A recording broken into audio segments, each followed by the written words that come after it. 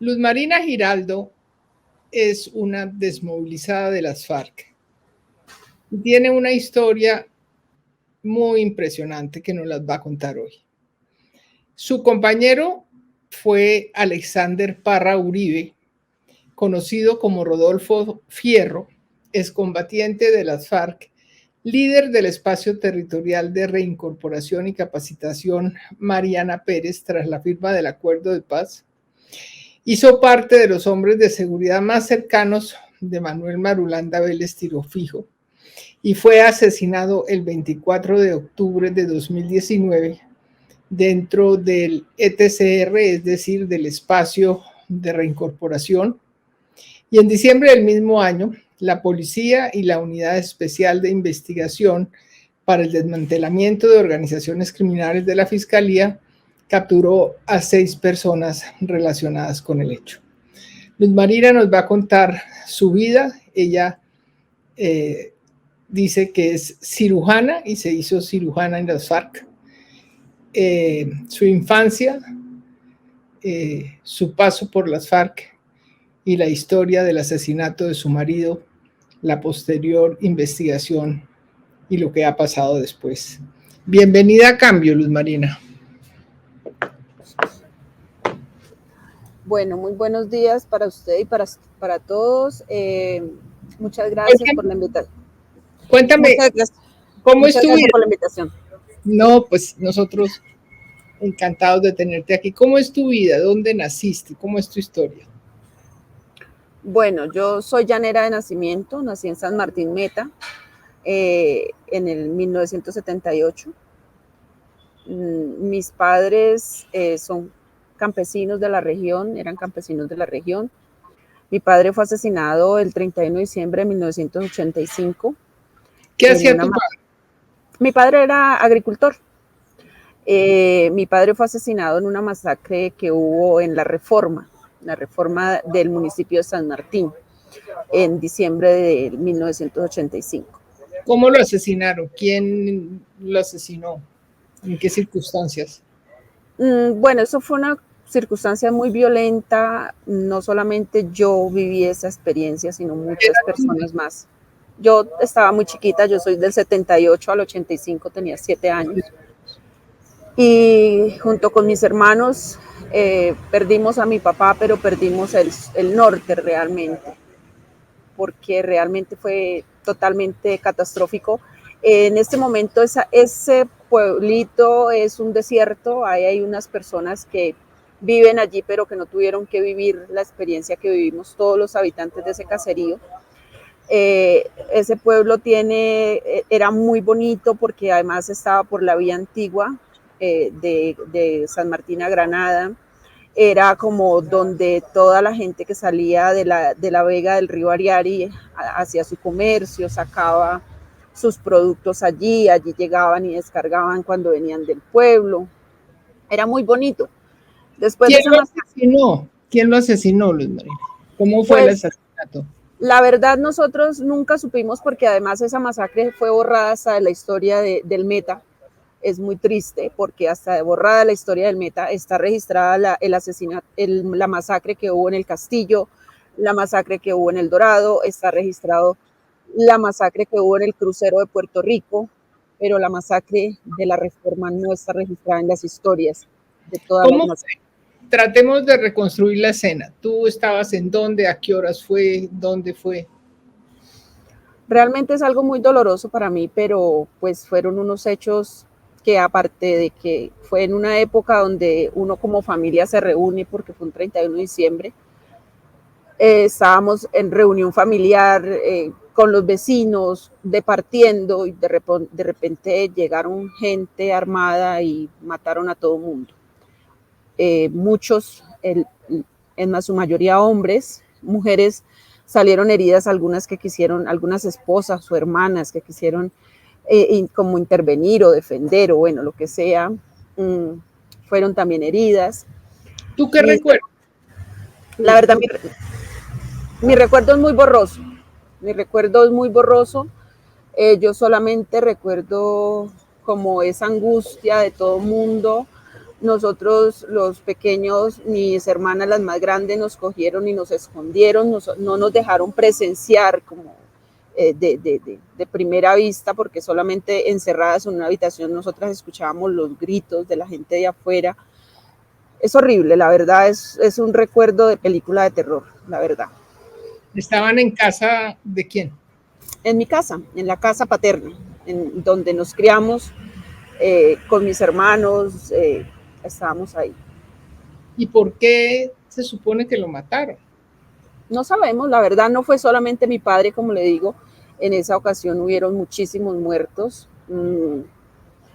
Casi todos los hombres de ese caserío que estaban ese día fueron muertos o heridos y fue horrible, la verdad, fue horrible. Y por esa zona había paramilitares, guerrilla, ¿cómo era la situación?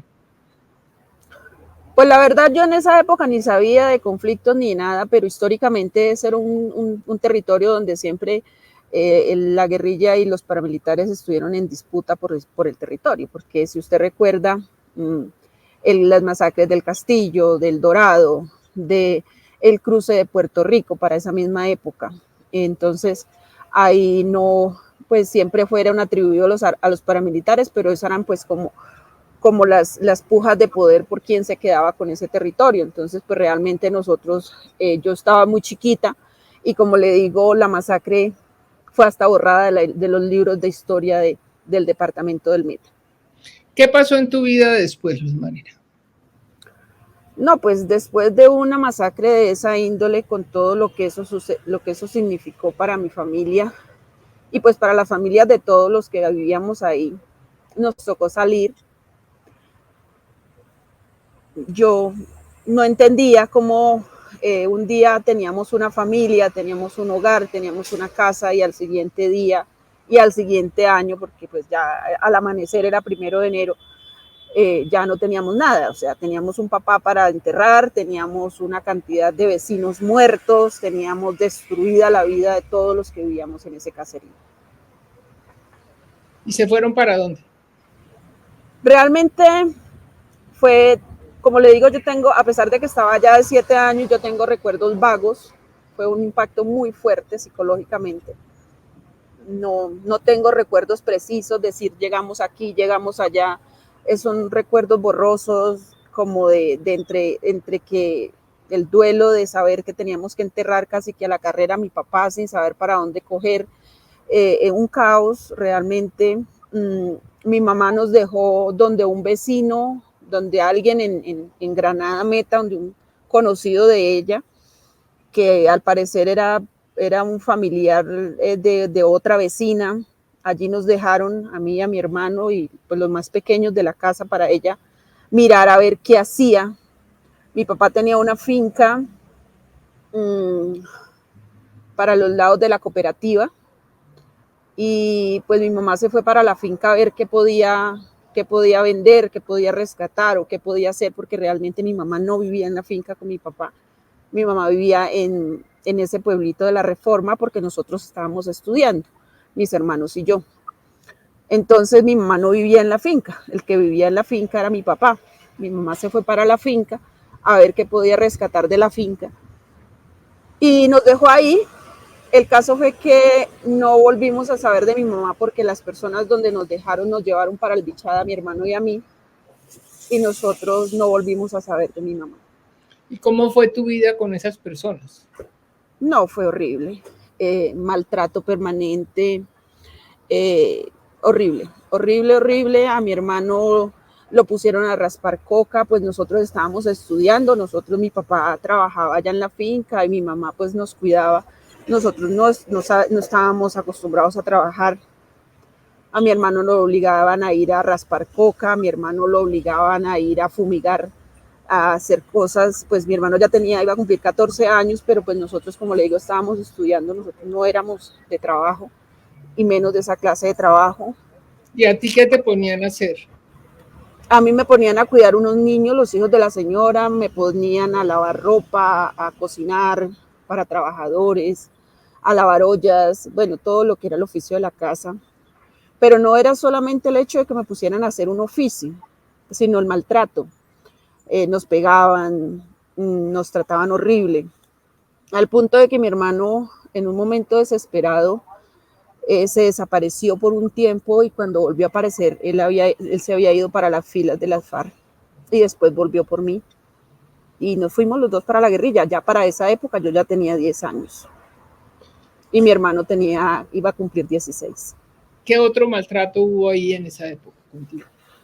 No, pues incluso el esposo de la señora intentó abusar de mí y pues afortunadamente cuando mi hermano supo que ese señor había intentado abusar de mí, fue que él hizo todo lo posible por volver a buscarme y fue cuando me fui con él para la guerrilla.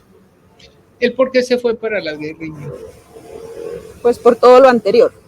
O sea, él estaba viviendo un maltrato horrible y pues yo la verdad no lo atribuyo al hecho de la presión de estar en esas circunstancias sin saber de la familia, sin saber de mis hermanas mayores, sin saber de mi mamá, viviendo esa situación tan horrible y aparte de eso, pues sin tener como ninguna salida diferente, ¿cierto? Un maltrato permanente. Y pues él lo que hizo cuando supo toda esa circunstancia, además supo que el señor el esposo de la señora intentó abusar de mí, lo que hizo fue venir de cierta manera a buscarme o ir a donde yo estaba a buscarme. ¿Cómo se enteró él de que había intentado abusar de ti? Pues porque en esas veredas todo se sabe y además la autoridad de la guerrilla. En esa época, estamos hablando de 1987, 86, 87, la autoridad era la guerrilla. Sigue siendo la autoridad en el Bichada. Entonces, todo lo que sucedía en la región lo sabían los guerrilleros. Entonces, de los mismos trabajadores de la finca que se daban cuenta el maltrato que yo estaba viviendo y además porque algunos sabían que mi hermano se había ido para la guerrilla, pues seguramente ese fue el canal que utilizaron para avisarle a mi hermano lo que estaba sucediendo. ¿Nunca más volviste a saber de tu mamá? Sí, yo me fui para la guerrilla y con el tiempo mi hermano nunca paró en la búsqueda de mi mamá y pues de todas maneras para él seguramente fue mucho más fácil. Yo ingresé a la guerrilla y desde muy niña fui concentrada en campamentos de formación y fue allí donde yo empecé a estudiar porque a mí no me gustó nunca realmente la guerra. A mí no me gustaba ir a combate, a mí no me gustaban las armas. Entonces, cuando yo llegué, pues como que me enfoqué en otras cosas porque había otra oportunidad. Entonces decía, no, que el que quiera estudiar puede hacerlo. Entonces yo decidí siempre estudiar y pues me puse a estudiar, pues aprender a leer y escribir. Pues yo ya sabía leer y escribir porque cuando mi papá murió yo ya estaba haciendo segundo de primaria, pero pues como a ahondar un poco más en el estudio.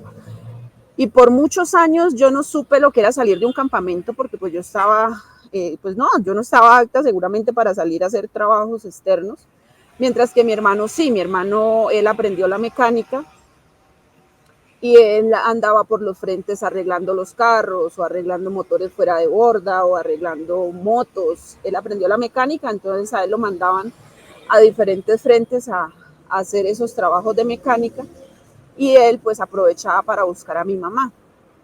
Y fue Tú así que mi llegaste, mamá... sí, perdón, fue Sí, así que dime. tu mamá, ¿eh? Fue así que encontró a mi mamá, pero mucho, mucho después. Pues yo no podía, pues incluso con mi hermano nosotros duramos alrededor de 7, 8 años sin vernos, porque pues yo llegué a la guerrilla, pero pues tampoco podía andar con mi hermano porque pues no, o sea, a mí me mandaron para otro sitio diferente.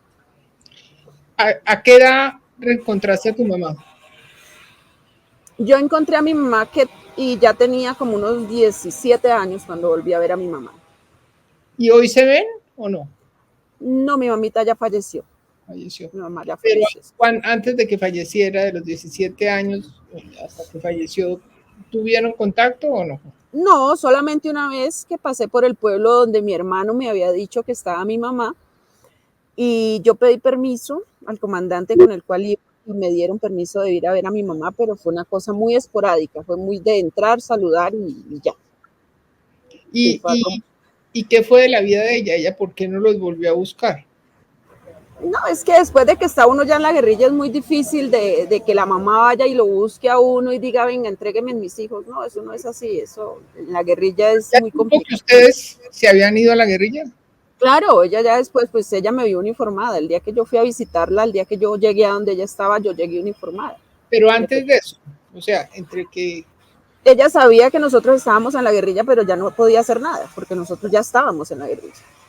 ¿Tú llegaste a qué frente? ¿Quién era el comandante? Yo llegué al frente 16. El comandante, cuando en esa época era un comandante que se llamaba Oscar Palizada, que él murió como en el 89, creo que fue que él murió en un bombardeo, en combate, no sé, él murió, pero hace muchos años murió. Bueno, ¿y cómo fue tu vida en las FARC? ¿Cómo fue la historia de que te hiciste cirujana? Bueno, pues como desde tan niña empecé en eso de estudiar, de querer no ir a la guerra, pero entonces formarme en otras áreas. Empecé a ver todo lo que tenía relacionado con enfermería. Luego, en el 95, se empezaron a conformar unas unidades móviles de enfermeros y allí fue que yo pues entré a esa unidad. Mi mentor fue el actual representante a la Cámara, Germán Gómez, que él es médico cirujano, y pues yo andaba con él y pues él me enseñó muchísimo frente a todo lo que tenía que ver con medicina, con cirugías y todo eso. ¿Él cómo se llamaba en la guerrilla? Lucas.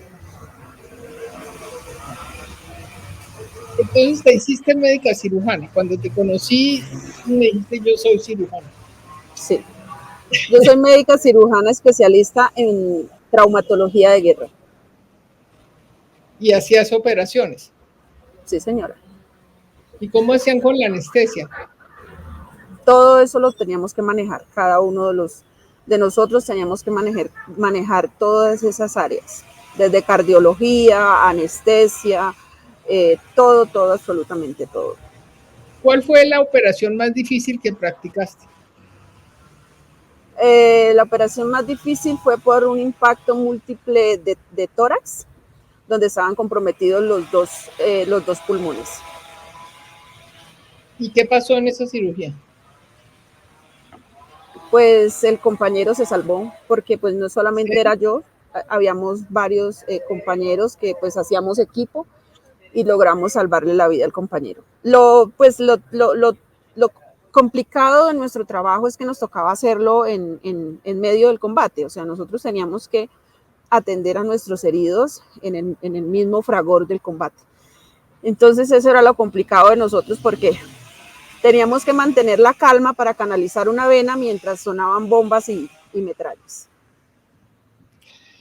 Tú ingresaste a la guerrilla huyendo del maltrato y de la soledad, digamos, ¿sí? Y luego que estuviste ahí, comenzaste a verle algún sentido distinto de tu tema personal. La verdad, yo siempre lo he dicho que mi destino estaba muy, muy difícil. Y si no me hubiera ido para la guerrilla, hubiera terminado, no sé, por allá en una casa de prostitución, o tal vez con un tipo consiguiendo marido a los 11 años, estaría llena de hijos, sin ningún otro como futuro, la verdad.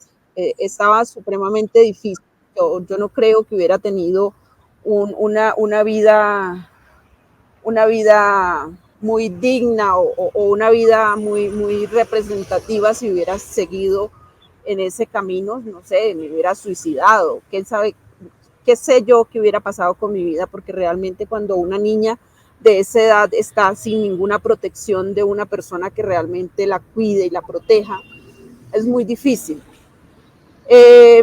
Si bien es cierto, yo no ingresé porque decir tengo la ideología clara de que voy a hacer una lucha social, Entonces, pero sí, pues por lo menos allí encontré una familia. A lo contrario de lo que muchas personas dicen, en la guerrilla yo encontré mujeres y hombres que me cuidaron, que me protegieron, que me enseñaron, que me formaron y que pues me llevaron a ser una mujer con principios, con ética, responsable y con una pues con unos principios sobre todo en temas del servicio, de servirle al otro. ¿Tú comenzaste tu vida en la guerrilla a los 9 años, Marina? A los 10. A los 10. ¿Y tu inicio en la vida sexual fue a qué edad? A los 16. ¿Te respetaron durante 6 años? Realmente eso era muy voluntario. Era muy voluntario el si uno quería o no quería tener relaciones. Era supremamente respetable. Como le digo, durante toda mi vida en las filas, la sexualidad fue algo muy responsable, muy de mi responsabilidad, bajo mi entera responsabilidad de saber con quién quería estar. Y nunca fui sometida a que es que tiene que acostarse con fulano o con sutano o por esto, por aquello, porque ¿cómo le digo? Mis necesidades de alimentación, ropa, de todas mis necesidades básicas estaban cubiertas sin ninguna contraprestación de decir es que si no se acuesta con fulano o sutano no tiene un jabón de baño o no se le suministra el uniforme o no se le suministra la alimentación. Entonces, esa fue una decisión muy personal y muy respetada en cuanto cuando yo decidí iniciar mi vida sexual y sentimental. Tú no participabas en combates porque tú eras una reserva de la medicina, me imagino. En algunas, sí, aunque yo atendía en línea. ¿Qué quiere decir atender en línea? No es como ahora que estamos en línea. Atender en línea es estar muy cerca del lugar del combate. Realmente nosotros, en mis inicios principalmente, me tocaba sacar heridos de la línea de combate y atenderlos ahí a los pocos metros donde estaban en el combate. Yo andaba en unidades móviles de combate, no, como le digo, a menos de que fuera un tema de que ya todos tuviéramos que responder, me veía involucrada en medio del combate, de lo contrario, pues siempre estaba como protegida por unos compañeros que pues se dedicaban a cuidarnos mientras nosotros hacíamos nuestro trabajo de cuidar a los otros compañeros que ya estaban heridos. ¿Cuándo comienzas tu relación con Alexander Parra? Bueno, Alexander Parra yo lo conozco cuando tenía 17 años. Lo conocí, nos conocimos porque él llegó a la unidad donde yo estaba. A mi novio, el que tuve a los 16 años, había muerto en combate. Hacía muy poco. Fue eso? ¿Cómo fue eso, Luz Marina? ¿Cómo fue esa relación y esa muerte? Pues fue una relación muy corta realmente. Él era comandante de una unidad, él era comandante de compañía de combate y tuvieron un enfrentamiento con el ejército y murió en combate. Nosotros no pudimos recoger el cuerpo porque él cayó en una emboscada, el cuerpo se lo llevó el ejército. Fue eso de que se fueron a combate y yo nunca lo volví a ver. Fue muy traumático realmente para mí, muy doloroso para mí. ¿Y qué pasó? ¿No te dieron ganas de irte de la guerrilla en ese momento? No, porque pues uno no estaba en la guerrilla por una relación sentimental. Realmente yo, ya para mí la guerrilla era una familia, ¿cierto? Mi estabilidad o mi estar allí no dependía de una relación sentimental, ni dependía de X o Y, sino pues era mi familia, era mi entorno, además porque yo tampoco sabía más para dónde coger. Yo había encontrado a mi madre, la había saludado, pero yo no sabía, yo tampoco, volarme también significaba un riesgo y además no tenía ni sabía qué hacer afuera, porque pues como sabes, desde tan niña, en ese rol y en ese entorno, yo afuera no sabía qué hacer. ni para dónde coger, ni conocer a nadie. Entonces era muy difícil, ¿sí ves? Entonces, Alexandra llega cuando tienes 17 años y estás apenas pasando el duelo de tu primer compañero que se llamaba, ¿cómo? Julián. El Bueno. duelo de la muerte de Julián.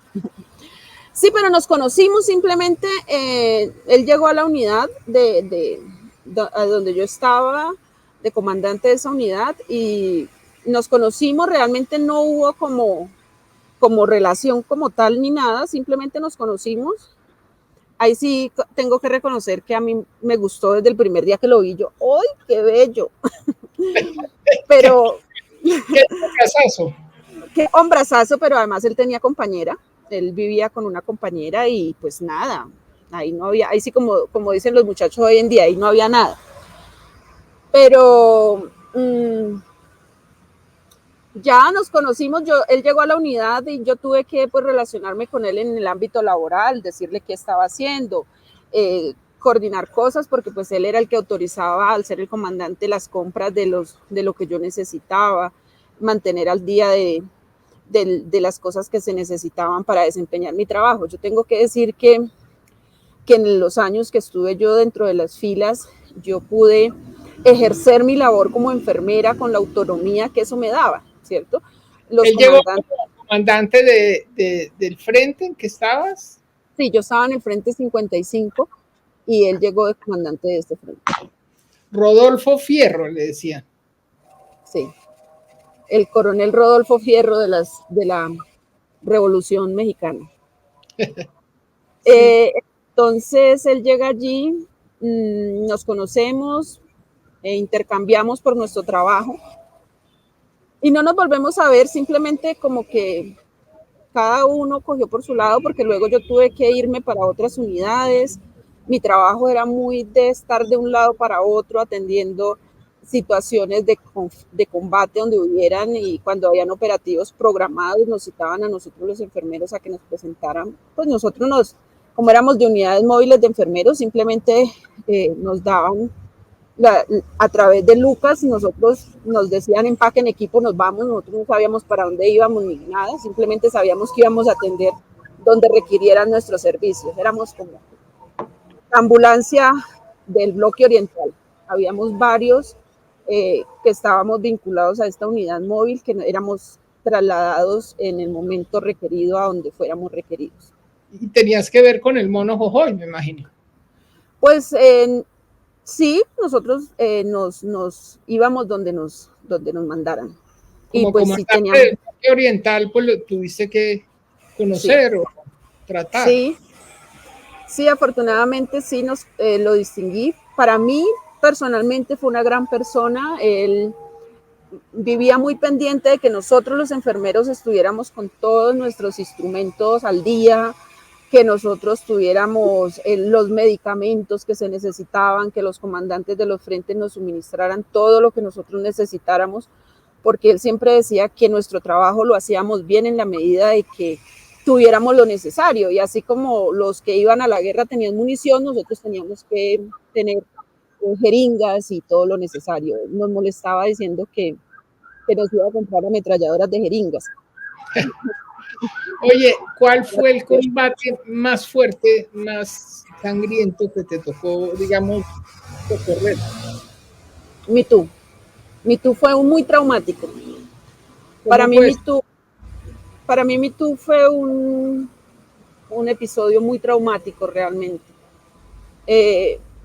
Fue terrible porque me tocó ver morir muchísimos amigos. Allí murieron varios enfermeros de los que trabajaban, o sea, de los que nos habíamos formado y que trabajábamos hombro a hombro. Y no, es terrible, o sea, ni lo que puedan haber descrito los policías que estaban en la estación, y seguramente lo que nosotros vivimos, quienes sobrevivimos aún de eso, seguramente nos ha marcado la vida. A mí en lo personal me marcó la vida. ¿Ese fue una toma por parte de las FARC de la estación de policía de Mitú? Sí. Y que después fue... No, el saldo fue impresionante. Y además de eso, No fue solamente el enfrentamiento con la policía, sino también el enfrentamiento con el ejército de los refuerzos. Eso fue terrible. Salir de allá fue terrible porque también nos tocó combate varias veces de camino, en el regreso. Eso fueron unas épocas muy fuertes realmente. ¿Cuántos muertos tuvieron la policía del ejército y cuántos la guerrilla? Ese dato no lo sé. Realmente nunca contabilicé los muertos nuestros porque pues los del ejército y la guerrilla y la policía seguramente estarán en la base de datos del Ministerio de Defensa, pero yo realmente no sé exactamente la cuenta porque pues no me correspondía hacerlo. Yo solamente atendía a los que sobrevivían, los heridos, los muertos no. Yo no tenía nada que ver con los muertos los sacaban los otros compañeros cuando se podían y cuando no, pues no se podían sacar. Pero yo realmente sé que la cifra de heridos fue bastante, además porque eran unas heridas, como le digo, muy terribles. Allí fue donde me tocó atender esa doble herida del compañero, donde por un proyectil de ametralladora le perforaron los 2 pulmones, y ni siquiera era por la complejidad de la cirugía, sino por el nivel de estrés. Duramos 4 días y 3 noches sin poder dormir, donde uno ya empieza a perder como los sentidos neuronales principales por la falta de sueño, por el nivel de adrenalina que maneja uno en esos momentos y todo. Yo recuerdo que tenía el cabello muy largo y mi trenza de cabello yo la escurría así como cuando uno escurre una prenda, y me escurría sangre de los compañeros, porque el uno lo cogía a uno, le echaba el brazo por encima, le tocaba a uno agacharse, alguien lo cogía a uno del cabello para levantarse. No, era impresionante, realmente horrible. ¿En qué año fue Me Too? Ay, Dios, hacerme acordar eso de verdad que es bastante traumático para mí. Eso me requiere terapia realmente. Y a mí también oírte. Horrible. ¿En qué año fue Me Too? Eso fue en el 97, 98, realmente esa fecha es como tan traumática para mí que trato de no tenerla ni siquiera en mí. Bueno, hablemos de cosas bonitas. ¿Cómo fue el encuentro por favor. con Alexander Parra, el encuentro amoroso, ya que se conocen en el plan novio? Bueno, con los años y ya en la zona de distensión, bueno, nosotros realmente nos encontramos en varias etapas de nuestra vida, por su condición, por mi condición. Nos cruzábamos. Yo realmente en la guerrilla fui una mujer muy, ¿cómo te explico? Yo no después de la muerte de mi primer compañero, yo decidí no volver a tener lo que en la guerrilla se llamaba un socio, por 2 razones. Primero, porque yo no me veo en el papel de atender a un hombre como ama de casa, de desempeñar ese rol de lavarle el uniforme y de acomodarle doblarle la camiseta y recoger. ¿No le jalas al patriarcado? ¿No le jalas al patriarcado? No, yo no le jalo a eso, y mi formación pues no estaba como en ese sentido. Y yo siempre he dicho que un hombre que no pueda entender lo que yo soy, pues no está a mi altura de estar conmigo, porque va a estar siempre diciendo usted por qué va, usted por qué viene, usted por qué hace. Entonces yo era muy de tener un novio y pues tener como esas relaciones fisiológicas esporádicas, pero si yo veía que se ponía como muy en el plan de empezar que no se vaya para esa comisión porque es muy peligroso, que no vaya aquí, que no vaya allá, que no haga esto, que no haga la otra, ay no, eso no va conmigo. Entonces, para evitarme esos dolores de cabeza, entonces yo no tenía como esa relación permanente, estable, de estar con un compañero permanentemente para que me empezara a poner ciertos límites, porque también es cierto que en la guerrilla y en cualquier parte habían compañeras que eran muy brillantes en lo que hacían. Conseguían un comandante o un socio, lo que fuera, y se estancaban porque entonces no, que fulano de tal la van a mandar para tal parte, pero no porque el socio pide permiso para que la deje con él. Entonces eso como que me frustraba. O sea, yo dije, yo aprendí medicina con tanto esfuerzo, con tanta dedicación, he hecho un trabajo de posicionarme, de ganarme mi espacio, para que, pues, por un hombre entonces empiece que si voy, que si no voy, que si voy se enoja, que si no, entonces yo como que no. Entonces yo no tenía ese tipo de relaciones así como tan de compromiso. Y pues en cambio Rodolfo sí era mucho de tener a su socia, como llaman, su compañera, ¿cierto? Y Rodolfo era Alexander Parra. Alexander Parra. Y entonces yo como que me gustaba, pero como que dejémoslo por allá. Fuimos novios de darnos un beso cuando nos veíamos y realmente... Él ya no tenía compañera, era vida no, rota. no porque él era guardia Marulanda y las mujeres que teníamos cierto visión de estar en otros aspectos y escalonar en otros áreas, era muy difícil en la unidad del camarada Manuel, porque en la unidad del camarada Manuel era muy cerrada por su seguridad, uno no podía tener relacionamiento con las otras unidades, era como muy cerrada a los que convivían siempre y era como muy taciturna, no, una cosa que no estaba para nada adaptada a mi estilo de vida, porque yo estaba muy acostumbrada a andar por los frentes, por las unidades, a pesar de lo riesgoso y lo complicado que parecía, pero como que ese era mi estilo de vida y así yo me sentía bien. Entonces, él siendo de la guardia y principalmente él fue comandante de su guardia por muchos años, pues era bastante complejo. Entonces nosotros fuimos novios de darnos un beso, un abrazo y adiós, hasta que cuando la zona de distensión pudimos estar juntos ya como en un rol de pareja por un tiempo como unos 6 meses, 8 meses. Estamos hablando del año 2002. 2000, sí.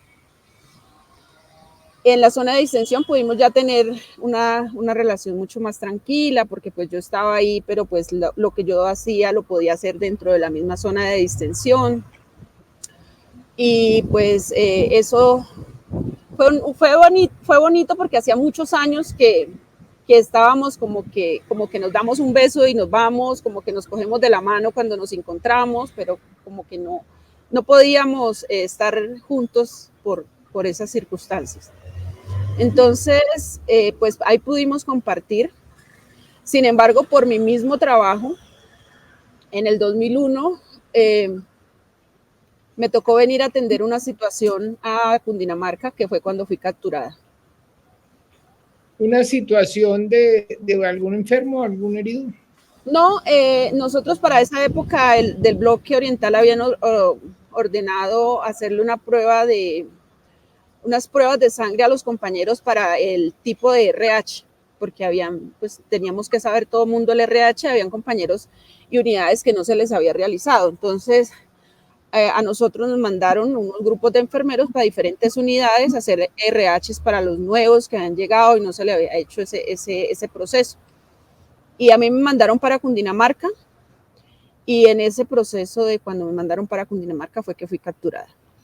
¿Eso fue qué día y cómo fue la captura? Yo estaba en el Frente 51 realizando esas pruebas de RH, que realmente son muy básicas. Tomar una muestra de sangre y identificar que RH es la persona con unos anticoagulantes.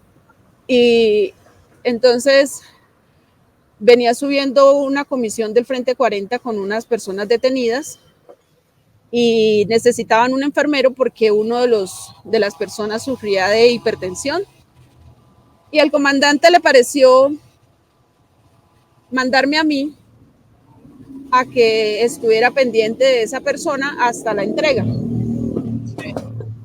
Y realmente yo no pertenecía a esa unidad, yo no nada que ver, yo simplemente me dijeron vaya y acompañe esa comisión. Yo no sabía, me dijeron va, esté pendiente de la presión de alguien, y yo hice mi trabajo, irme en esa comisión a estar pendiente de la presión de esa persona, porque pues obviamente al subirla al páramo pues iba a ser mucho más complicado.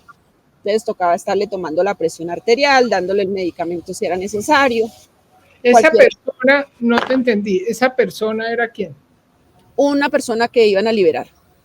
Era un secuestrado, pues por llamar términos. Sí. Okay. Sí. Entonces, eran varios. Yo fui capturada con 6 personas que liberaron, porque la familia no llevó la plata, llevaron fue el ejército. Nos estaban esperando en una emboscada y en el momento de la liberación, pues caímos en la emboscada del ejército y fueron liberados los secuestrados, pero fui capturada yo. ¿En qué sitio fue exactamente? En Cundinamarca, en Gutiérrez, Cundinamarca. Gutiérrez. Bueno, ¿y cómo fue la captura? Después, ¿qué pasó? En combate, normal, en combate, en una emboscada. Y pues la vaina es que yo era enfermera y yo no portaba arma de dotación. O sea, yo no tenía fusil, yo tenía una pistola. Yo no cargaba arma de dotación, arma larga de defensa en un combate. Entonces, ahí fue que me capturaron. ¿Y te capturaron y te llevaron para dónde? Para el Buen Pastor. ¿Y cómo te trataron cuando te capturaron? Pues mira que uno de mis grandes temores siempre fue una captura por parte del ejército y más en Cundinamarca, porque en esa época existía el batallón número 1, donde estaban la compañía Cacique Timanco y Cacique Tunmeque, que eran 2 compañías contraguerrillas que realmente nos asesinaron a bastantes compañeras que fueron capturadas heridas. Las asesinaban, las violaban, las desmembraban, una cosa horrible, nos las dejaban desmembradas en el páramo. Y pues eso era muy, o sea, muy horrible el sentir uno que iba a ser capturado. Sin embargo, el día del combate, pues me capturaron. O sea, son cosas que suceden y que uno a veces, no sé, simplemente no estuve en condiciones de defenderme y fui capturada. Pero no te torturaron, no te maltrataron. No. Afortunadamente, había un sargento que era el comandante de la patrulla.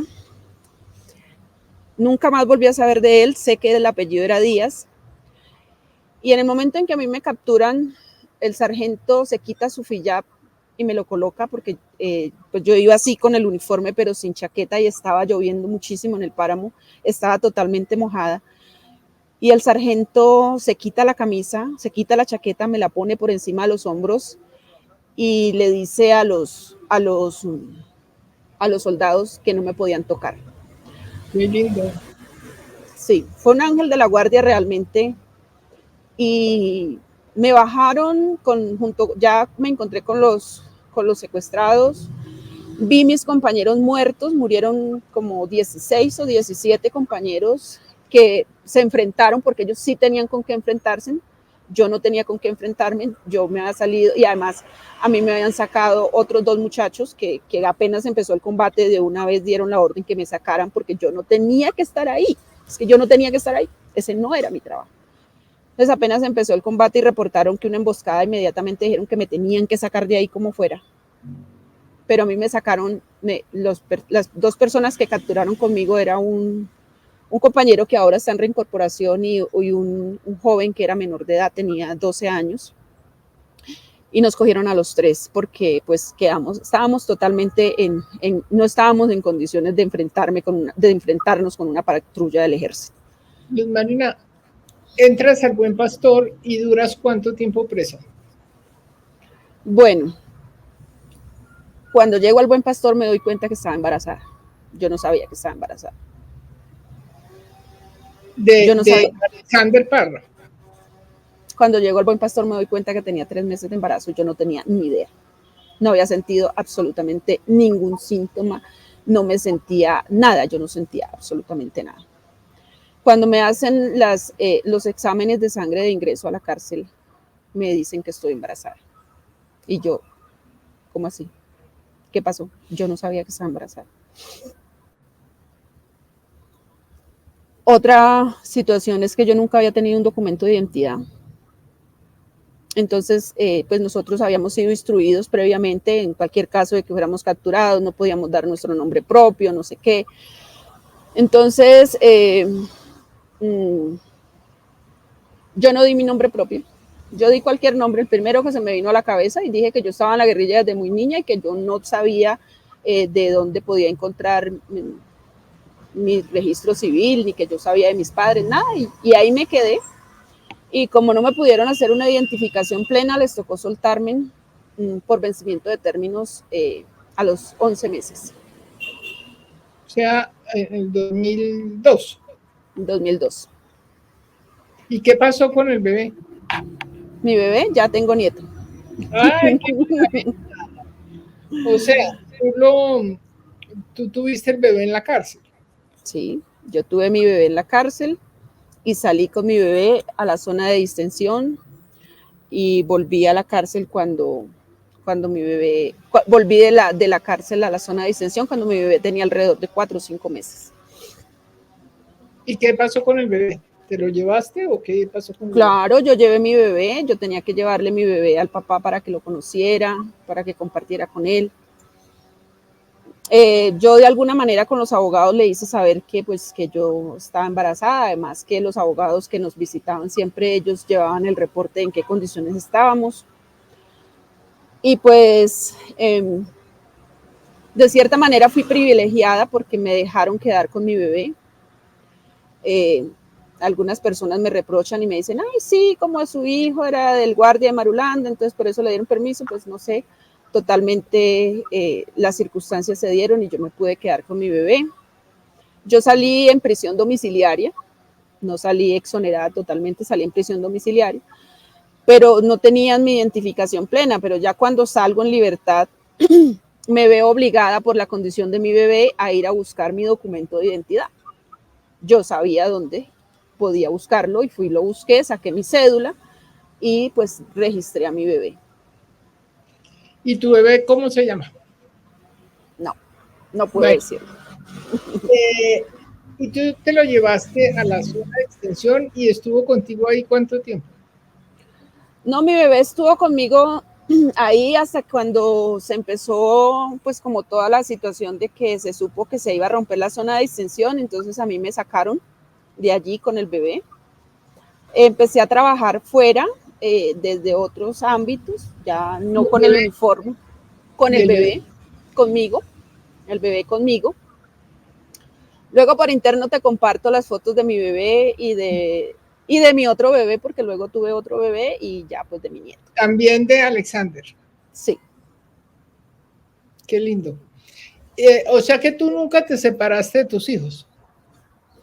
Sí, porque en el 2005 fui recapturada nuevamente y ya el proceso de mis hijos, registros y todo lo que eso necesita, que llevarlo a las vacunas, que eso va generando ya un registro en el sistema de que es la misma persona, porque pues cuando uno va y registra a los hijos, tiene uno que dejar la huella y ya empieza a digitalizarse todo. Y entonces una cosa lleva a la otra y yo fui capturada finalmente, me levantaron la orden de domiciliar en el 2005 y fui capturada en el 2007, nuevamente para la cárcel. ¿Por qué te capturaron? Por los mismos delitos, porque yo tenía orden de captura vigente por el proceso que me habían iniciado cuando fui capturada por secuestro extorsivo y rebelión. ¿Pero te capturaron en qué circunstancia? No, con mis hijos. Yo salí a una cita médica con mis hijos y en un retén de control. Ahí quedé. Y entonces ahí estuviste presa ¿cuánto tiempo? Hasta la firma de los acuerdos, hasta el 2017. Mis hijos fueron a parar al bienestar familiar. Fue muy doloroso porque mis niños tuvieron que pasar por lo que seguramente ninguna madre quisiera que pasaran, el dolor y el sufrimiento de no tener a su mamá. Ellos no entendían. En ese momento, cuando te recapturan. El mayor tenía 6 años y el pequeño tenía 2. Uy. Sí.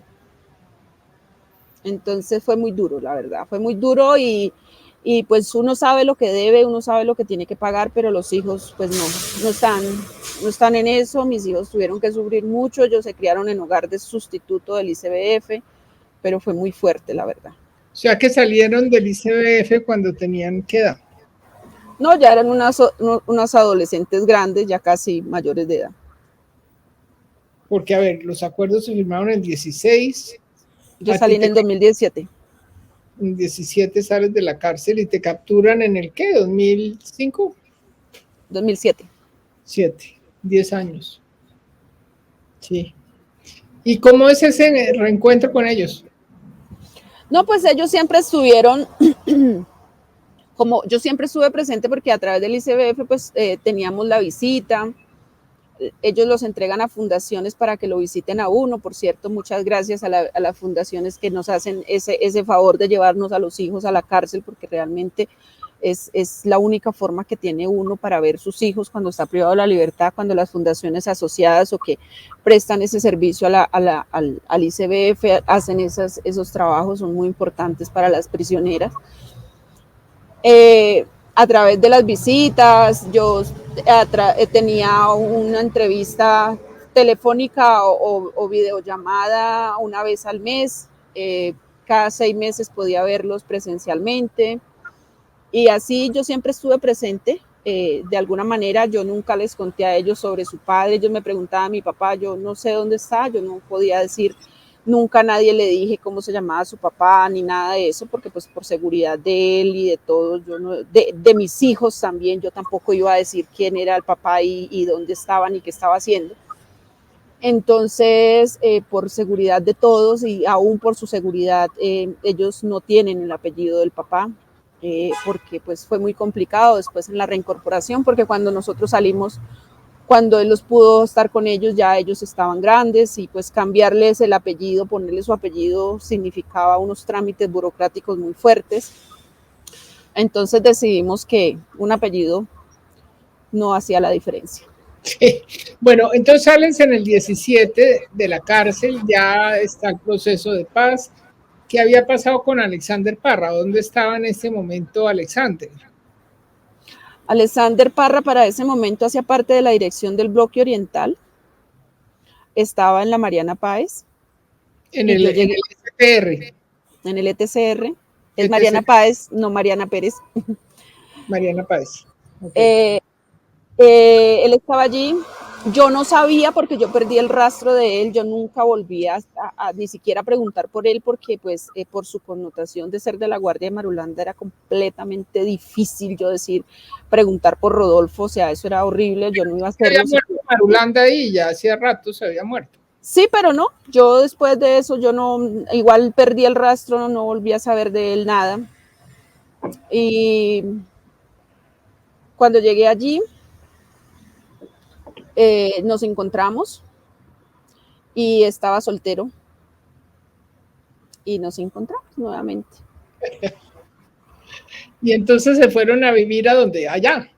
No, ahí mismo en el ETCR, armamos nuestro ranchito y ahí recuperamos los niños. Yo me fui para el ICBF, afortunadamente el comisionado de esa época me ayudó muchísimo para que me entregaran los niños. ¿Que era quién? Frank Perl. Y él nos ayudó mucho para que nos entregaran los niños, porque pues yo recién salida de la cárcel con el proceso, no sé qué, si sé cuándo, además porque mis hijos nunca habían sabido esa situación de quién eran sus padres, o sea, sabían quién era su mamá, pero no porque estaba allá. Y entonces eso requiere de unos trámites legales, hablar con el abogado y con los psicólogos y todo eso para que... ¿Y el encuentro con ellos, con los niños y con su padre y contigo, cómo fue? Eso fue histórico, muy bonito, muy hermoso que ellos pudieran tener por fin esa familia que la vida les había negado siempre. Y pues fue realmente muy bonito, muy significativo. Pudimos hacer nuestro hogar, pudimos estar tranquilos, pudimos compartir, trabajando cada uno desde lo que sabíamos hacer. Él siempre me apoyó en mi trabajo, él siempre me apoyó. ¿Tú qué hacías ahí, Luis Marina? Bueno, yo llegué allí y empecé a trabajar, me empecé a desempeñar como en el proceso de pedagogía de paz. que empezó cuando recién hicieron la dejación de armas. Yo pues no hice dejación de armas porque yo salí de la cárcel. Y de allí yo me dediqué a la pedagogía de paz. Luego él empezó a trabajar en un proyecto que se llamaba Ambientes para la Paz, Vida Digna y Reconciliación, que era un proyecto del Consejo Noruego con el PNUD, y seguramente fue el primer proyecto que arrancó con la reincorporación. Luego yo empecé a desempeñar algunos papeles con la RN, a trabajar en el apoyo a las ¿cómo se dice? A las fichas de caracterización, a levantar información que se requería, a participar en reuniones interinstitucionales, pero pues yo no sabía mucho de eso, y sin embargo pues ahí me tocó aprender, porque cuando empezó todo eso solicitaron una persona que fuera bachiller, y en los años que yo estuve en la cárcel yo validé mi bachiller, hice un técnico, un tecnólogo, y entonces cuando salí pues y empezó el proceso de reincorporación, pidieron una persona que tuviera mínimo bachiller para poder vincularse laboralmente con la agencia para hacer algunos trabajos de enlace de reincorporación, y pues yo entré a trabajar ahí. Y viven felices hasta el 24 de octubre de 2019. Sí, señora. Y ahí se repite la historia que tú vives a los 7 años. Ahí se repite la historia. Mis hijos tienen que presenciar el asesinato de su padre, porque ellos vieron eso. En este sitio de reinserción. Sí, señora. Eran las 9:30 de la noche, ¿cierto? No, era más temprano. Eran como las 8 de la noche. Sino que pues eso realmente fue muy rápido, que todo el mundo supo, los medios, todo el mundo lo supo muy rápido, porque pues mi esposo era líder de reincorporación, él trabajaba con la RN también, él era enlace de reincorporación. Yo en ese momento estaba haciendo campaña para el Consejo de Mesetas, y eso fue muy rápido que se supo la noticia. Llegaron unos encapuchados, ¿no? Llegaron unos encapuchados. Yo realmente no sé, yo estaba en la habitación. Estábamos trabajando en un informe con mi esposo, yo estaba ayudándole a hacer un informe ahí afuera en el corredor de la casa, y empezó a llover y yo me fui a recoger una ropa, recogí la ropa y estaba doblando la ropa en la habitación, y los niños, el pequeño le estaba haciendo un tinto en la cocina, el otro estaba en el cuarto. Y ¿qué edad tenía el pequeño ahí? El pequeño tenía 16 años, 13, 14 años. ¿Y el mayor? El mayor tenía 18 recién cumplidos. Entonces le estaba haciendo un tinto en la cocina. ¿Y el mayor dónde estaba? En la habitación, estaba en la habitación. O sea, aquí en esencia el asesinato es el pequeño. Juntos, porque justamente la habitación de donde estaba el grande daba exactamente la puerta hacia donde mi esposo estaba sentado. ¿Y llegan cuántas?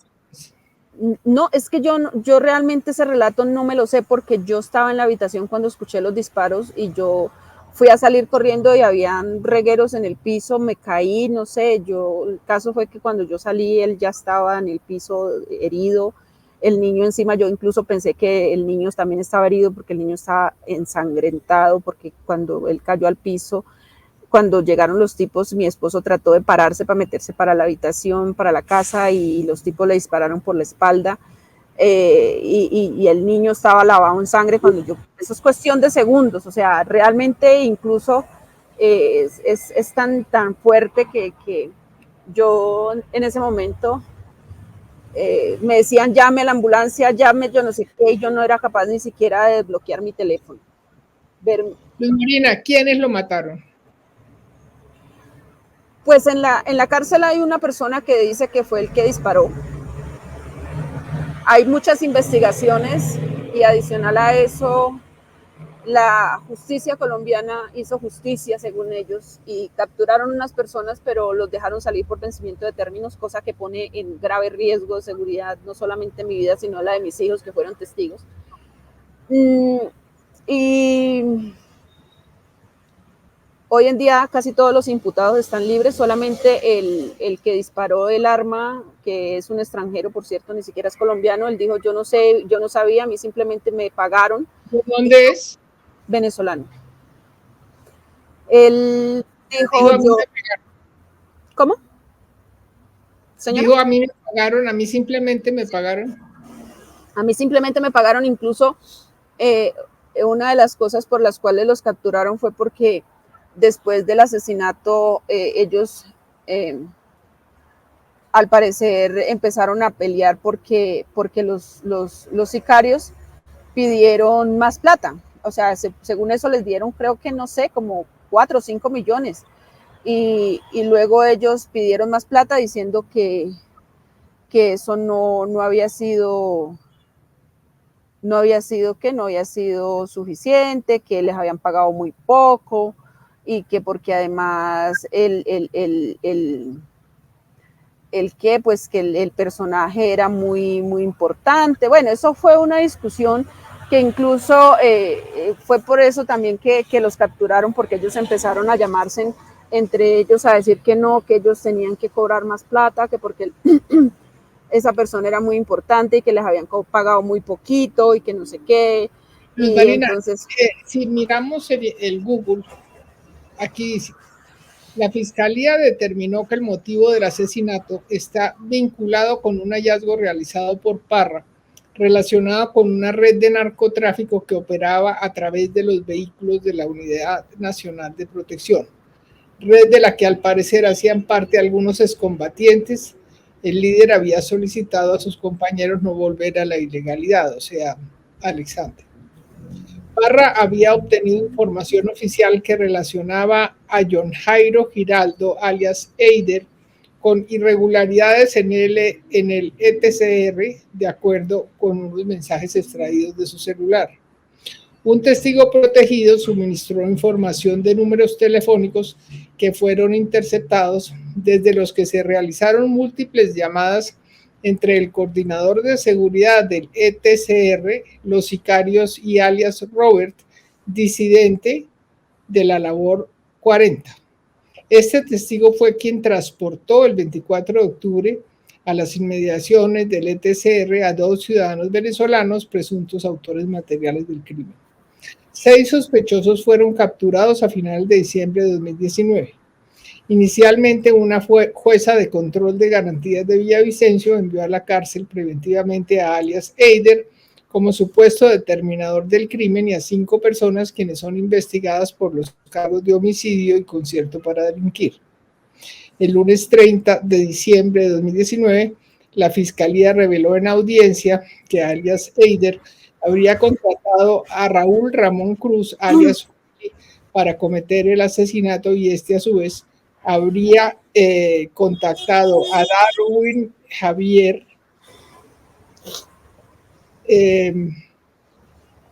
Álvarez, alias Chiqui, y Faber Villada Giraldo, alias Faber.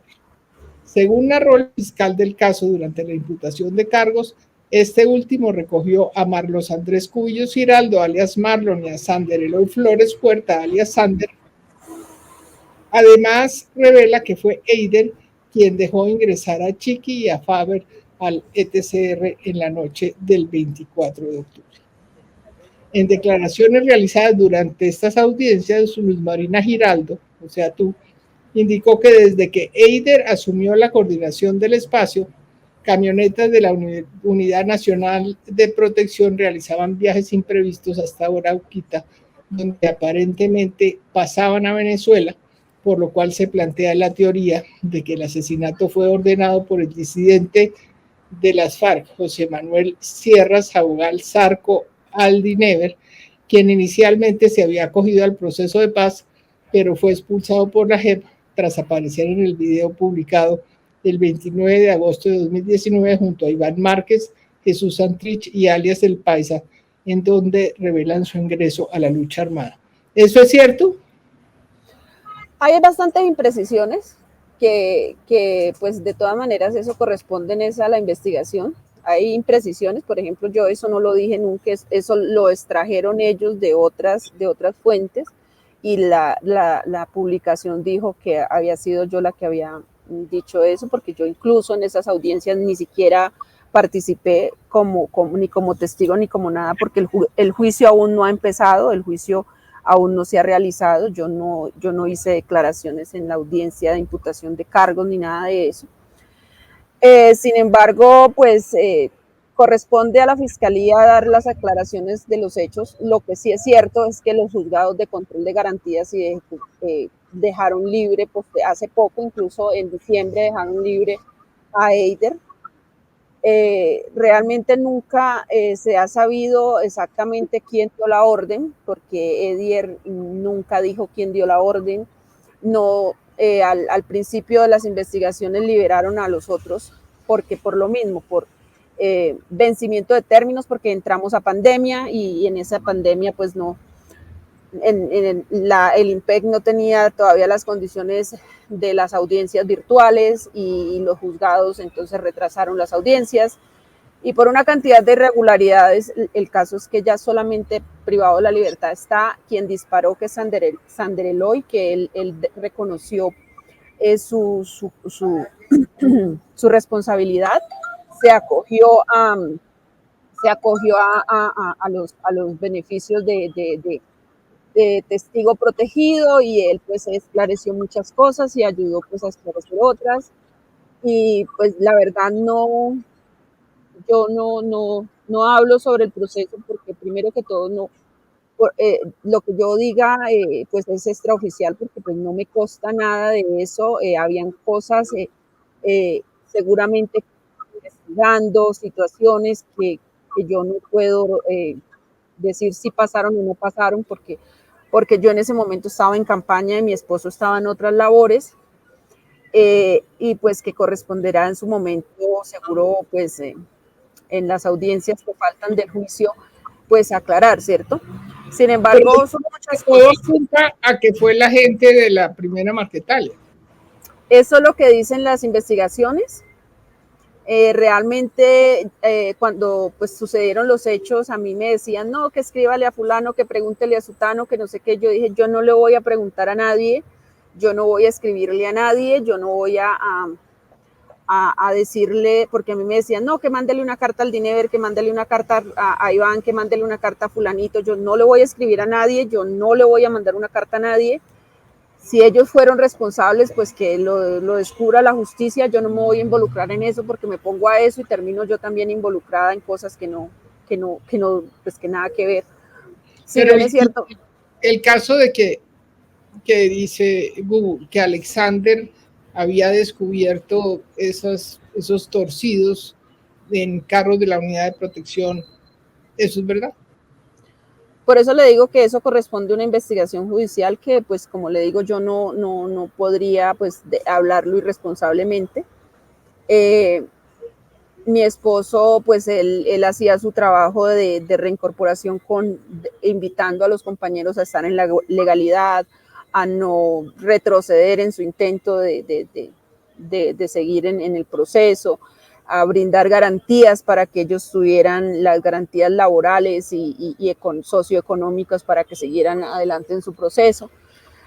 Sin embargo, como le digo, eso ya todos son materias de investigación, muchas son especulaciones y pues realmente los hechos por los cuales lo asesinaron solo lo saben los que dieron la orden para que lo asesinaran, que aún pues al dejar libre a John Jairo Giraldo pues perdimos la oportunidad de saber exactamente qué fue lo que pasó. Ni siquiera tengo claridad porque el fiscal del caso, que es el doctor Burgos, no sabía que iban a dejar en libertad. La juez de ejecución de penas, la juez que llevaba el caso, cuando hicieron la audiencia en enero, no sabía que el señor había salido en libertad. Entonces aquí hay una cantidad de irregularidades que no sabemos cómo esta gente salió en libertad, porque la juez del caso que no sabía, cuando llegamos a la audiencia, no, ella no sabía que las personas estaban en libertad. El fiscal del caso... ¿Es culpa de la fiscalía? No es culpa de la fiscalía porque la fiscalía hizo sus imputaciones de cargo. Es las maniobras que hacen los abogados de la defensa y pues también todo lo que sucedió en la época de pandemia, que se cancelaban las audiencias porque el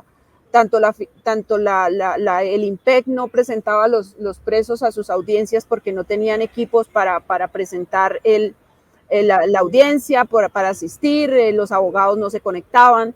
Entonces fue como la sumatoria de una cantidad de fallas en el sistema judicial que permitieron que los abogados conocieron y que saben que existen y que utilizaron esa artimaña para sacarlos a ellos de la cárcel.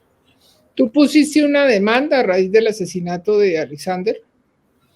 Yo puse una demanda ante la Corte Interamericana de Derechos Humanos porque mi esposo, nosotros habíamos juntos recibido amenazas en varias ocasiones. A mí me habían dicho días antes que me retirara de la campaña si no quería terminar mal. ¿Quién te había dicho? Amenazas que nos llegaban al WhatsApp, nos llegaban al Messenger, nos dejaban notas debajo de la puerta, que me retirara de la campaña, que no siguiera en eso. Yo era candidata al Consejo de Mesetas. Okay. Que me retirara de la campaña, ya estábamos a pocos días de las elecciones. Entonces nosotros habíamos recibido varias amenazas, incluso en esa semana habían dejado un mensaje en el aula de donde nos reuníamos, en un área común, donde decía que próximamente le iban a matar a un miembro de la ARN, a alguien del equipo de ARN. El ARN sacó a los facilitadores que estaban allá. ¿ARN es qué? ¿Qué es ARN? La Agencia Nacional de Reincorporación, que es la entidad del Estado que se encarga del proceso de reincorporación. Okay. Entonces, ahí habían dejado un mensaje en el aula donde decían que iban a asesinar a un miembro de la ARN. Entonces, sacaron a los de la ARN que no tenían nada que ver con nosotros, los tres facilitadores que ven allá lo sacaron. Pero pues a mi esposo, siendo contratista también, no, pues dijeron de la ARN, pero no lo contaron a él como miembro de la ARN. Y pues finalmente él también no estaba dirigido a los facilitadores no combatientes, sino estaba dirigido a Alexander Parra. Entonces nadie tuvo en cuenta esa situación y pues finalmente fue él el que fue asesinado. Sí. Y pues nosotros habíamos puesto todo eso en conocimiento de las autoridades, pero nadie hizo nada. Entonces por eso yo puse una demanda por esa situación, porque nosotros solicitamos protección en varias ocasiones, siempre decían que estaban en estudio de riesgo, y el día que lo asesinan, entonces al otro día sí pueden ponerme en un esquema de protección robusto, como dice la resolución, pero ya él estaba muerto, ya no había nada que hacer. ¿Qué pasó con esa demanda? Esa demanda está andando.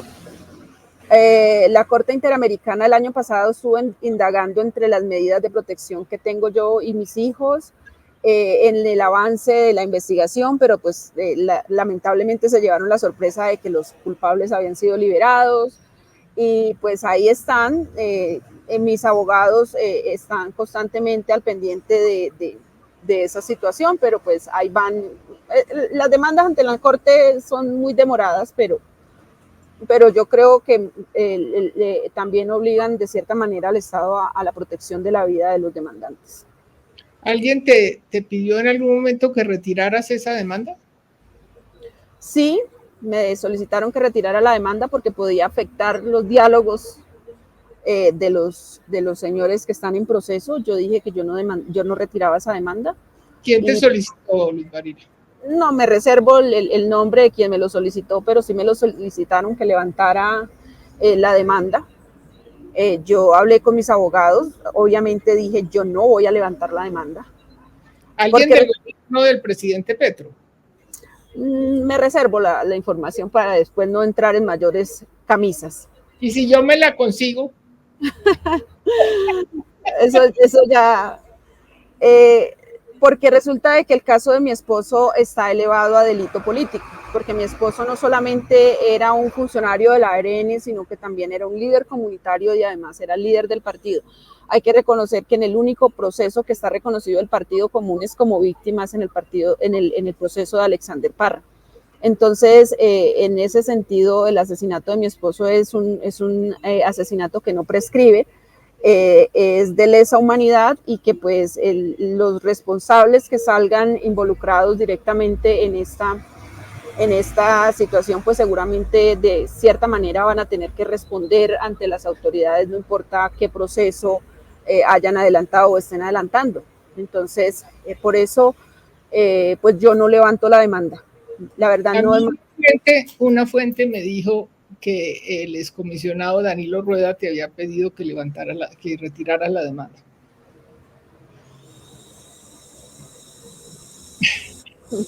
Marina, ¿ahora qué sigue en tu vida? Pues ahora seguir trabajando por esta paz tan esquiva. Además hay una parte que nos perdimos, y es que mi hermano, el que estuvo en la guerrilla conmigo, también actualmente está desaparecido. Uy. Mi hermano me lo desaparecieron cuando yo estaba en campaña al Senado por el Partido Comunes en el 2022, perdón. Yo era candidata al Senado por el Partido Comunes, y mi hermano fue desaparecido en febrero del 2022. Tenemos todos los indicios, hay personas que reconocieron ya que lo habían asesinado, dónde dejaron el cuerpo, pero resulta que el cuerpo de mi hermano está en un resguardo indígena, en inmediaciones de un resguardo indígena, y pues no hemos logrado los permisos de la Guardia Indígena o pues como del gobernador indígena para entrar a extraer esos restos. O sea, lo mataron y pero aún, pues por procesos que se adelantaron y investigaciones de la fiscalía y todo esto, y capturados que reconocieron el hecho, pero como le digo, al no tener un cuerpo, pues aún sigue como desaparecido. Temas burocráticos de la fiscalía y del sistema judicial. Mi hermano está declarado desaparecido, pero ya sabemos que está muerto. ¿Quién te avisó que lo habían matado? Realmente yo supe de la desaparición de él porque pues nosotros dos manteníamos contacto permanente. Yo estaba en campaña y él era el que se quedaba en la casa con mis hijos, y en esa ocasión él me dijo que iba a ir a pescar y que no se demoraba. Se fue para Puerto Gaitán porque le gustaba mucho la pesca, y se fue para Puerto Gaitán y nunca volvió.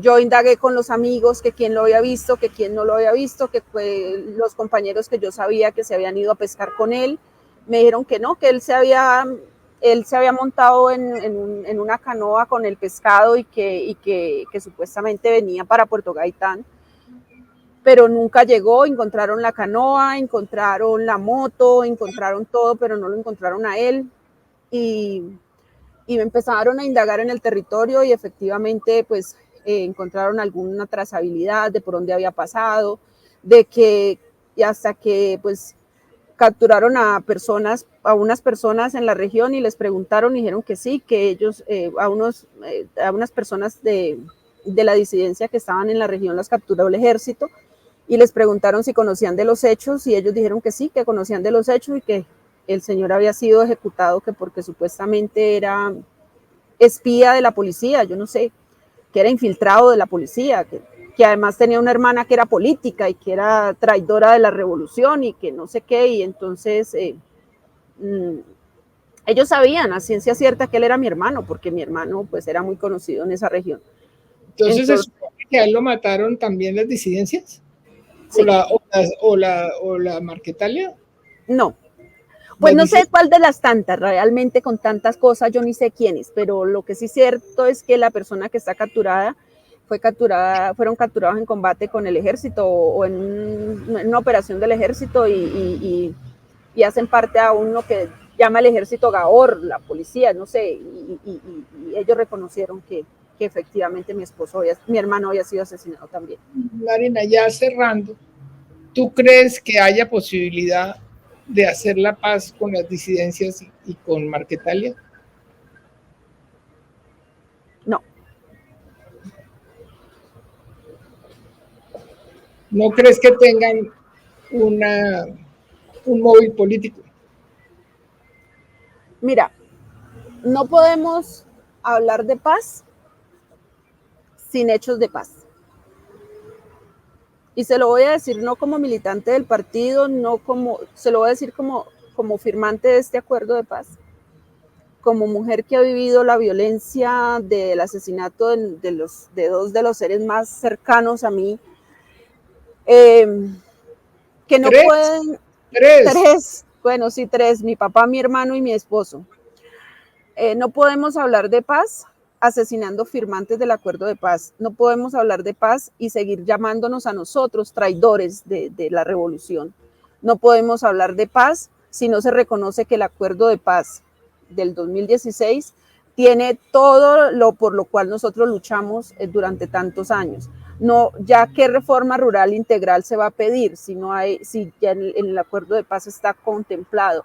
¿Qué otras reformas al sistema del Estado se va a pedir si todo está contemplado en el acuerdo de paz? Desconocer el acuerdo de paz es desconocer que allí está contemplado todas las necesidades del pueblo colombiano y que el acuerdo de paz en su 98% no fue pensado para quienes firmamos el acuerdo, y por eso muchos dicen, ay, es que yo soy firmante y a mí no me han dado tierra, porque es que la tierra en la reforma rural integral no está pensada para los firmantes, sino para la repartición equitativa del pueblo colombiano. Entonces, cuando nosotros hablamos de otros procesos, yo pienso y leo otra vez el acuerdo y digo, ¿qué están negociando? O sea, ¿qué prebendas o qué es lo que se le va a ofrecer al pueblo que no esté contemplado en el acuerdo de paz del 2016? Entonces, decir que es que necesitamos una repartición equitativa de la economía, eso ya está contemplado en el acuerdo de paz. Decir que es que necesitamos la atención en vías terciarias, eso está contemplado en el acuerdo de paz. Que es que necesitamos que las comunidades sean tenidas en cuenta para esto, para aquello, eso está contemplado en el acuerdo de paz, en la parte de participación política, social y ciudadana. Entonces, no sé qué están negociando realmente, pero realmente me parece que cuando los grupos que se quedaron, que siguen en las armas, y eso yo respeto su lucha porque pues yo fui parte de su lucha por muchos años, pero yo considero que llamarnos a nosotros traidores y con todo la autoridad que me da ser firmante del acuerdo de paz, yo creo que Iván Márquez diga que el acuerdo de paz quedó mal, yo se lo dije a él personalmente un día, decir que Iván Márquez diga que el acuerdo de paz quedó mal, pues a mí me parece ilógico porque es que el acuerdo de paz lo negoció él. Entonces, ¿con el ELN crees que hay posibilidades de llegar a un acuerdo de paz? Pues yo he escuchado a los compañeros del ELN toda la vida hablando de acuerdo de paz, pero pretender que un ejército en armas sea financiado por el pueblo colombiano sin ninguna preventa, pues tampoco creo que sea la salida. Entonces, yo no sé si el pueblo colombiano esté resuelto a aguantarse eso, porque a nosotros nos dan un subsidio de sobrevivencia a quienes no pueden trabajar por ciertas condiciones, pero nosotros no estamos en armas y nosotros estamos haciendo nuestro proceso de reincorporación.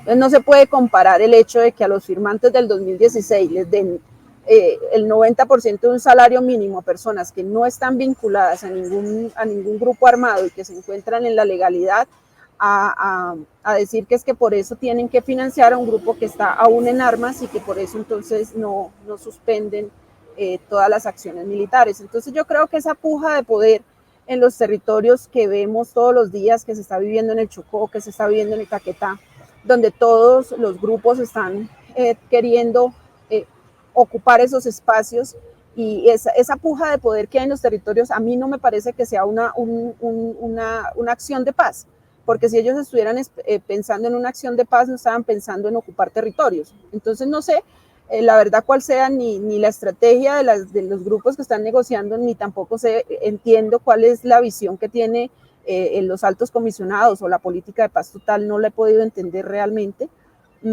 Entonces pues a mí se me hace difícil, ojalá, realmente ojalá, y pues de una vez decirles que nosotras, las viudas, estaremos el 20 de este mes en las calles exigiendo la protección de derechos de nuestros hijos, de nuestras familias, la seguridad de nuestras familias, pero sobre todo el decir no más muertes de firmantes del acuerdo de paz que están comprometidos. Nos ha dolido cada muerto, o sea, hace poco en el Huila asesinaron un compañero, ya adulto mayor, lo torturaron, le partieron los dientes, le sacaron un ojo, o sea, no había necesidad de tanta crueldad con una persona indefensa, le asesinaron sus escoltas, tener escoltas tampoco es garantía, simplemente son unos muertos más, es muy difícil realmente. Ayer salió un comunicado ahorita se lo envío por interno, donde dicen que los traidores del Partido Comunes no podemos ir a ciertos territorios porque nosotros vendimos no sé a quién. Yo, la verdad, yo no hice parte de las negociaciones en La Habana, yo soy una firmante del acuerdo de paz, que convencida de la paz, pero he hecho respetar y he trabajado porque el acuerdo de paz se implemente, y si eso me hace traidora al pueblo colombiano, pues no sé, no entiendo, entonces nunca entendí mi causa. Bueno, entonces, pues eso es muy triste. Aprovechamos esta entrevista impresionante para hacerle un llamado al país a que todos vayamos el martes 20 a la Plaza de Bolívar a decirle a quienes están matando a los firmantes de paz y a los líderes sociales, que vamos a mencionarlos por su nombre, a las disidencias de las FARC, a la primera Marquetalia, al ELN y al Clan del Golfo, no más, ni un muerto más. Yo creo que Colombia no puede seguir contando muertos. Los líderes sociales son la base fundamental de una sociedad comunitaria. Mire, yo ya terminé mis estudios como trabajadora social. ¿Ahora vas a estudiar medicina o no? ¿No será que te... No. ¿Para qué? Si ya eres médica. Ya terminé mi carrera como trabajadora social. Estoy haciendo una especialización en desarrollo social comunitario. Y creo que la base, he identificado plenamente que la base social fundamental para el desarrollo de los territorios son los líderes sociales. Asesinar un líder social es enterrar las esperanzas de una comunidad. Entonces, yo creo que es muy completamente difícil el hecho de los compañeros líderes sociales que han sido asesinados, los firmantes del acuerdo de paz, que muchos de ellos no estaban haciendo absolutamente nada en trabajo político ni nada, sino simplemente sosteniendo sus familias y saliendo adelante con sus procesos, y así digan que son migajas. Resulta de que mi causa revolucionaria jamás fue por un pedazo de tierra. A mí alguien me decía, venga, que es que venga, la anotamos en la lista de la Agencia Nacional de Tierras para que le den un pedazo de tierra. Va a sonar duro y difícil y feo, pero yo dije, cuando repartan un lote en el cementerio me avisan, porque yo no necesito tierra para mi causa. Yo nunca, mi causa revolucionaria no está por una casa para mí, ni para tener una prebenda personal. Yo creo que eso me lo puedo ganar con mi sudor de mi frente. Yo trabajo, soy una mujer que ha sacado adelante a mis hijos están terminando sus carreras, el uno en comunicación social, el otro es ingeniero de sistemas. No he tenido que robarle nada a nadie. Con mi trabajo y mi dedicación he podido sacar adelante a mi familia, y yo creo que lo que sea que quiera conseguir lo puedo conseguir con mi esfuerzo. Sin embargo, creo que asesinar un firmante del acuerdo de paz es matar sueños, destruir familias, asesinar un líder social, secuestrar una maestra, lo que sea. Todas esas son cosas que afectan directamente a las comunidades y que realmente hacen que la gente pierda la esperanza en un futuro mejor, y sobre todo en hechos de paz. Y este país lo que necesita es esperanza. Y yo pienso que esta entrevista contigo le puede dar esperanza. Muchas gracias, Luján. Muchas gracias, Patricia, por tu invitación. Y realmente yo quiero que la gente entienda que el 20 vamos a estar en la calle, no protestando por un cambio en una estructura X para beneficio de Y. Queremos que ese no más que escuchamos nosotros hace muchos años y que nos llevaron a firmar un acuerdo de paz, ese mismo no más haga entender que la causa revolucionaria no es asesinando firmantes ni líderes sociales, porque no se ajustan a lo que están exigiendo en territorio.